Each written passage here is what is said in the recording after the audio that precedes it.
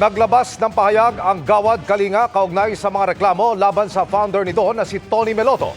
Sabi ng naturang NGO, ilang scholar nila ang nagreklamo tungkol sa umano'y pang-aabuso ni Meloto noong 2017. Nagsagawa raw noon ng internal investigation ng kanilang Board of Trustees at kalaunan, nag-resign si Meloto bilang chairman ng Gawad Kalinga, Seed Philippines at Enchanted Farm. Mula noon, tiniyak daw ng GK na hindi na nakibahagi si Meloto sa kanilang misyon at inanunsyo ang kanyang pagbitiw noong 2018. Naging discreet o maingat din daw ang GK dahil sinunod nila ang hiling ng mga biktima na protektahan ang kanilang privacy at huwag isa publiko ang issue. Siniguro naman daw ng GK na inaalagaan nila ang mga biktima kabilang na ang pagsasailalim sa kanila sa therapy. Nagsumita na ng kontrasalaysay sa DOJ si Meloto kung saan mariin niyang itinanggi ang mga reklamo laban sa kanya. Idinetalya naman sa kopya ng warrant laban kay dating Pangulong Rodrigo Duterte kung bakit siya pinaaresto ng International Criminal Court. Balikan natin ang ilan sa mga nangyari sa kanyang drug war na sentro ngayon ng reklamong crimes against humanity laban sa kanya. Nakatutok si Mariz Umali. Sa inilabas na warrant of arrest ng International Criminal Court Pretrial Chamber 1, nakasaad na noong February 10, 2025, hiningi ng prosekusyon ang pagkakaaresto ni dating Pangulong Rodrigo Duterte dahil isa siya umanong indirect co-conspirator sa crimes against humanity na murder, torture at rape mula November 1, 2011 hanggang March 16, 2019. Ang sabi ng Chamber, nakumbinsi itong ang mga insidenteng tinukoy ng prosekusyon ay maituturing na crimes against humanity. Sinabi ring may jurisdiksyon ng ICC sa kaso dahil ang mga insidente ay naganap noong panahong bago umalis ang Pilipinas sa Rome Statute noong March 2019. Kumbinsido rin ang Chamber na may nangyaring pag-atake sa mga sibilyan sa Pilipinas alinsunod sa isang organizational policy noong panahong si Duterte ay pinuno ng Davao Death Squad o DDS at isang state policy noong siya ang Pangulo ng Pilipinas. May reasonable grounds daw para maniwalang may mga taong sangkot sa krimen ang pinatay. Gaya ng di bababa sa 19 na umano'y drug pusher o magnanakaw na pinatay umano ng DDS sa Davao City at di bababa sa 24 na umano'y kriminal ang pinatay ng mga alagad ng batas o ng mga taong kanilang pinamamahalaan sa iba't ibang lugar sa Pilipinas. Meron din daw reasonable grounds para maniwalang noong panahong ito, si Duterte ang founder at pinuno ng DDS bilang mayor ng Davao City at presidente ng Pilipinas. Tinukoy din na napagkasunduan umano ni na Duterte, mga matataas na opisyal ng gobyerno at ng pulisya na in-neutralize ang mga umano'y kriminal o may criminal propensitives. Ang salitaan nilang neutralize ay ginamit at naunawaan umano ng mga bahagi sa mga operasyon bilang patayin. Naniniwala ang Chamber na may reasonable ground para masabing ginamit ni Duterte ang mga direktang nagsagawa ng krimen bilang kasangkapan sa mismong paggawa ng krimen. Bukod sa mga ito, tumulong daw si Duterte sa pagdisenyo sa proyektong layong i-target ang mga umano'y kriminal, kabilang ang Project Double Barrel. Binigyan ng DDS ng mga baril, bala at iba pa. Inutos ang mga bayolenteng aksyon. Nagtalaga ng mga key personnel sa mga pwestong mahalaga para maisagawa ang krimen.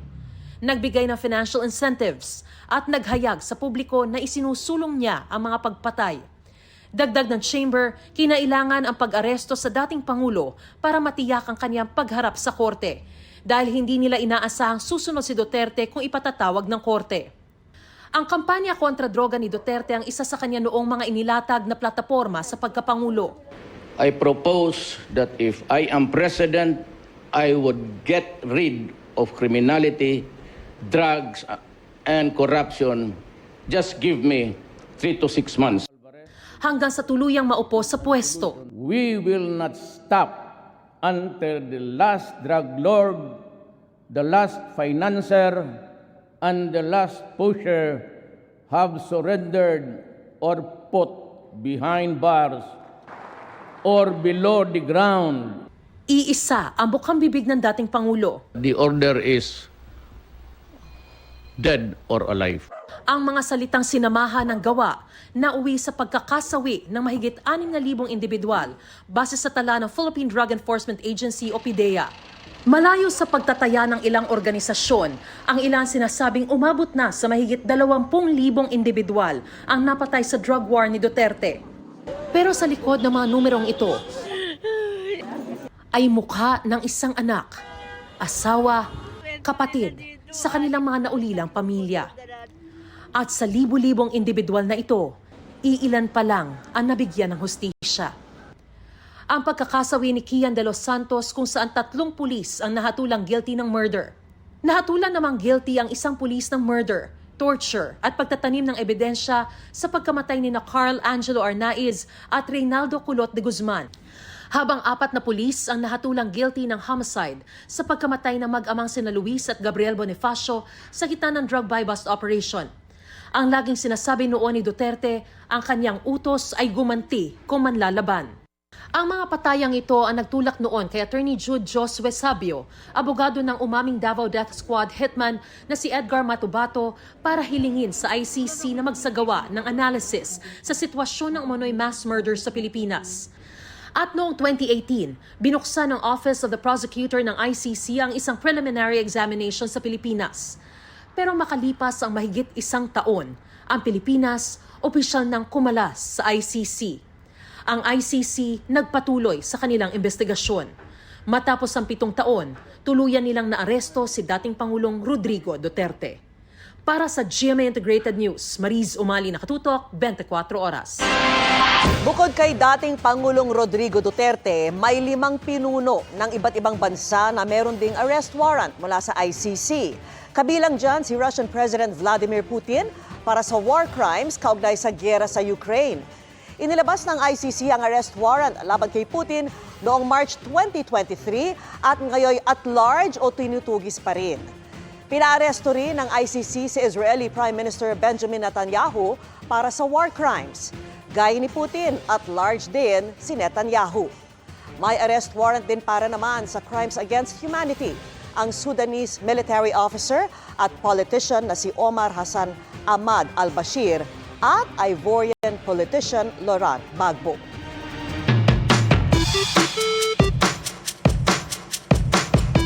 Magandang gabi mga kapuso. Ako po ang inyong Kuya Kim na magbibigay sa inyo ng trivia sa likod ng mga trending na balita. 1 in a million event kung ituring ng isang netizen ang kanyang naging karanasan sa Zamboanga del Sur. Ang kanya kasing nakaengkwentro sa dagat, hindi lang daan-daang mga dolphin, meron pa mga sperm whale at mga pating. Anong meron? Halos malunod sa tuwa at pagkamangha ang grupong ito habang naglalayag kasi sila sa dagat sakop ng Tukuran Zamboanga del Sur. Tila may gusto raw makipaglaro sa kanila. 2 dolphin at tila may gusto raw itong ituro.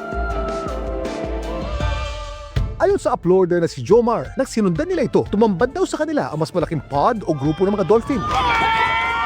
Nasa tansya nila, nasa 200 daw ang bilang. Pero hindi pa raw pala ito ang highlight na kanilang biyahe. May bigla pa kasi lumitaw ng mga sperm whale. Para daw imbestigahan ang kaganapan, si Jomar tumalon sa tubig. Pero agad daw siyang umahon dahil may nakita raw siyang tilang mga pating. Hanggang ang nasa 5 tilang pating na kanilang naispatan, inatake raw ang mga balyena. Ang sperm whale na ito, duguan at wala na raw buhay na kanilang madaanan. Hindi pa man nila lubusang naunawaan ng mga nasaksihan, kinailangan na raw ng grupo na bumalik sa Pampang dahil tumataas na raw ang alon sa dagat. Hinala ni Jomar, nagtulong-tulong daw ang mga dolphin at mga balyena dahil sa pag-atake ng mga pating. Tama kaya ang kanyang hinala?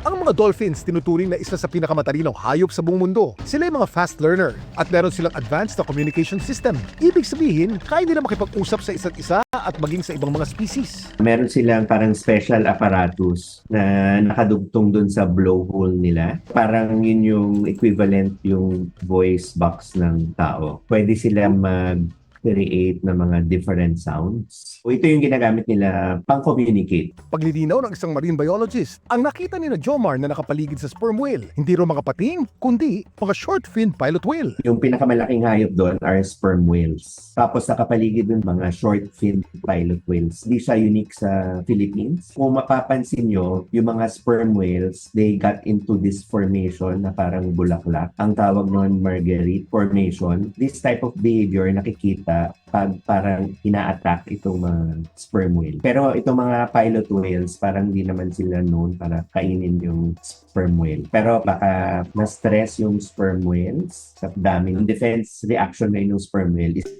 Ang balita namang ito, nakarating na sa BFAR o Bureau of Fisheries and Aquatic Resources. At balak daw nilang imbestigahan ang insidente para mas lalong maintindihan ang pambihirang pangyayari ito sa dagat ng Tukuran. Ang naging enkwentro ni Jomar sa dagat ng Tukuran, 1 in a million event kung kanyang ituring. Pero paano naman kaya kung ang nakita niyang palangoy-langoy ang tinuturing na isa sa pinaka-rare na isda sa buong mundo? Ito ang Cyprinodon diabolis o Devil's Hole Pupfish, ang isa sa pinaka-rare na isda sa buong mundo. Bakit kamo? Noong 2024 kasi, nasa 191 na lang daw ang populasyon nito at makikita lang ito sa iisang lokasyon. Sa Devil's Hole, isang kuweba sa Death Valley region sa Nevada sa Amerika. Dahil dito, ang naturang isda critically endangered na ayon sa IUCN o International Union for Conservation of Nature. Samantala, para malaman ang trivia sa likod ng viral na balita, i-post o i-comment lang, #Kuya Kim. Ano na? Laging tandaan, importante ang may alam. Ako po si Kuya Kim at sagot ko kayo 24 oras. Tinawag ni Vice President Sara Duterte na pag-atake sa soberanya ng bansa ang pag-aresto kay dating Pangulong Rodrigo Duterte. Insulto rin umano ito sa mga Pilipinong naniniwala sa kasarinlan ng Pilipinas. Nalalabag umano ang karapatan ng dating Pangulo na hindi umano dinala sa isang judicial authority para igiit ang kanyang karapatan. Persahan na umanong dinadala sa The Hague sa Netherlands ang dating Pangulo na ayon sa Vice Presidente ay pang-uusig na at hindi hustisya. Babala naman mga kapuso, huwag gayahin ang ginawa ng isang content creator na anyay for the content. Uminom siya ng gasolina at sinilaban pa ang sarili para madagdagan ang followers at online views. Nakatutok si John Sala ng GMA Regional TV. Uminom ng gasolina ang lalaking ito sa Kalinog, Iloilo. Saka ibinuhos ang natirang gasolina sa kanyang katawan. Ilang saglit pa, sinilabanan niya ang kanyang sarili. Ang resulta, nagtamo siya ng second-degree burns. Base sa investigasyon, dating tricycle driver si Isagani Canha. Nawalan umano siya ng gana sa pamamasada dahil sa kagustong maging full-time content creator. At para raw madagdagan ng followers at tumaas sa kanyang views, naisip daw ni Canha na silaban ng katawan for the content. Sa tindi ng tinamong mga lapnos, nananatiling confined sa isang ospital si Canha.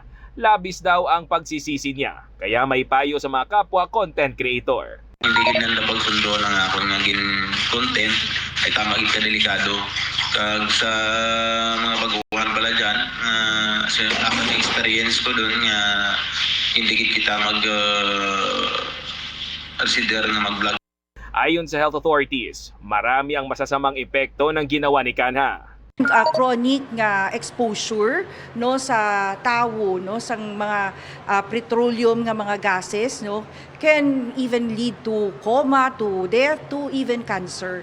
So how much more nga mainom niya. So amo na nga dapat hindi gid no likawan tagid.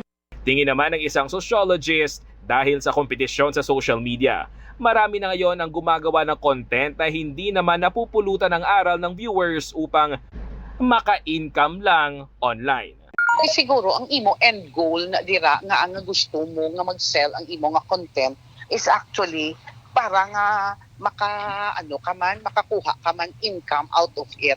No kay tiwai ka na ang wala man di gahambal nga it's a competition nga sa diin may award nga ihatag sa imo. Mula sa GMA Regional TV at GMA Integrated News, John Sala. Nakatutok 24 oras.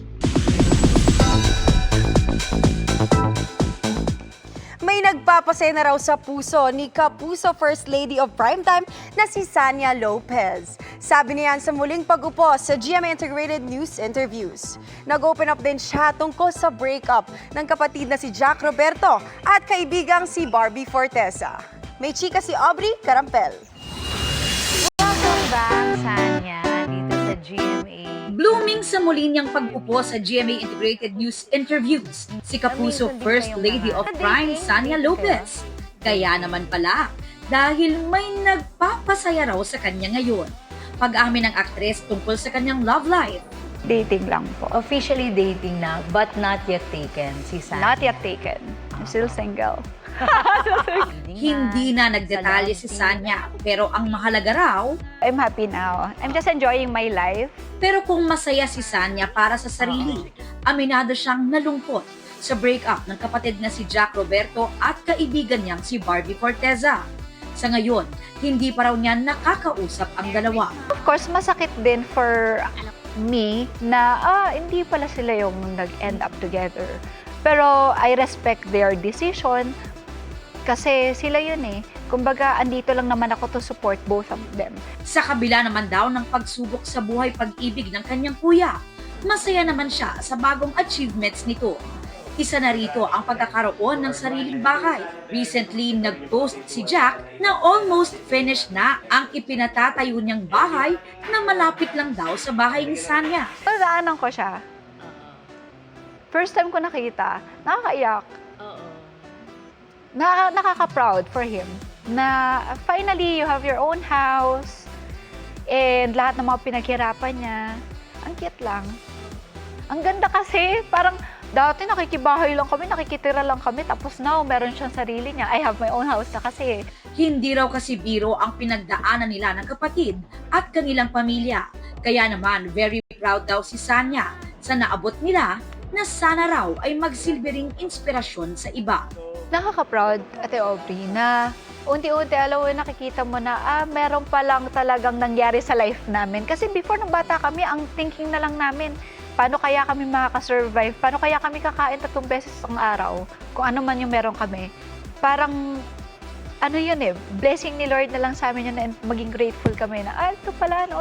Sarap pala sa pakiramdam na unti-unti meron kang nararating sa life. Patunay din daw ng pagdating ng blessings ay ang sunod-sunod ding trabaho. Matapos ang kanyang award-winning na pagganap as Teresita sa Pulang Araw, mapapanood na soon si Sania sa big screen sa GMA Pictures movie na Samahan ng Mga Makasalanan, kung saan makakasama niyang muli sina David Licauco at Jay Ortega, pati sina Betong Sumaya, Joel Torre at marami pang iba. Gaganap siya bilang si Mila, ang tinaguriang tukso ng bayan. Abangan daw kung makakatulong siya sa misyon ni David na isang deacon o diakono na mapagbago ang mga makasalanan. Nagpahayag din ng paghanga si Sania kay David sa isang very challenging role. Ang mission niya ay baguhin ang lahat ng mga makasalanan. Kilala ko siya as very serious na actor, wow, 'di ba? Artista na very nonchalant, 'di ba? Tapos makikita mo siya sa isang ganitong klaseng pelikula, nakakaiba. Sa April 19, ipalalabas ang Samahan ng Mga Makasalanan in cinemas. Aubrey Carampel, updated sa Showbiz Happening. And that's my chika this Tuesday night. Sa ngalan ni Arellano, ako po si Faith Da Silva. Miss Mel, Miss Vicky, Sir Emil. Okay. Salamat sa iyo, Faith. At yan ang mga balita ngayong Martes. Ako po si Mel Tiangco. Ako naman po si Vicky Morales para sa mas malaking misyon. Para sa mas malawak na paglilingkod sa bayan, ako po si Emil Sumangil. Mula sa GMA Integrated News, ang News Authority ng Pilipino, nakatuto kami 24 oras.